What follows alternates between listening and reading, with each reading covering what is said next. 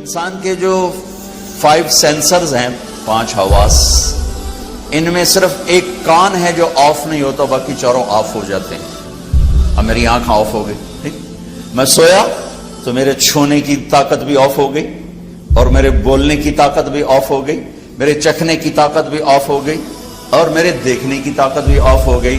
لیکن ایک معمولی سی آواز پر میں اٹھ کے بیٹھ جاتا ہوں، یہ شور کیسا ہے؟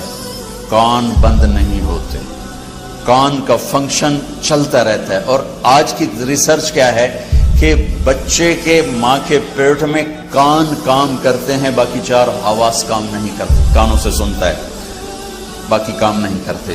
اور موت پر جا کر بھی یہ ختم نہیں ہوتے۔ میرے نبی نے فرمایا کہ جب میت کو تم دفن کر کے واپس جاتے ہو تو تمہارے واپس جانے کے قدموں کی آہٹ وہ سن رہا ہوتا ہے۔ ترکی میں اصحاب کہف، توس ایک جگہ ہے، توس، ترسوس، وہاں ترکی میں، توس ایران میں ہے۔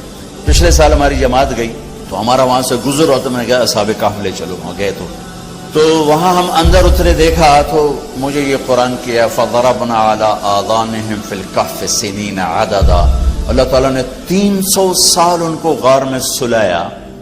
اور آپ آیت پہ غور فرمائیں، ہم نے ان کے کانوں پر پردہ ڈال دیا، حالانکہ کہنا تھا آنکھوں پہ، نیند تو آنکھوں پہ آتی ہے تو آنکھوں پہ پردہ ڈال دیا، اللہ کہ ہم نے ان کے کانوں پہ پردہ ڈال دیا۔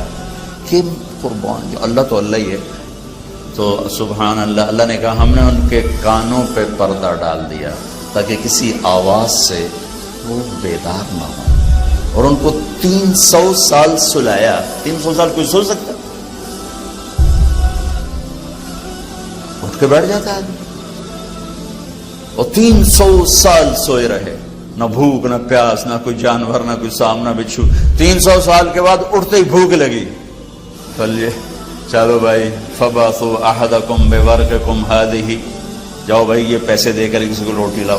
تو میں یہ قرآن سے مثالیں دے کر یاد سے عرض کر رہا تھا کہ ہمارا علم تو تجرباتی ہے اور اللہ کا علم محکم۔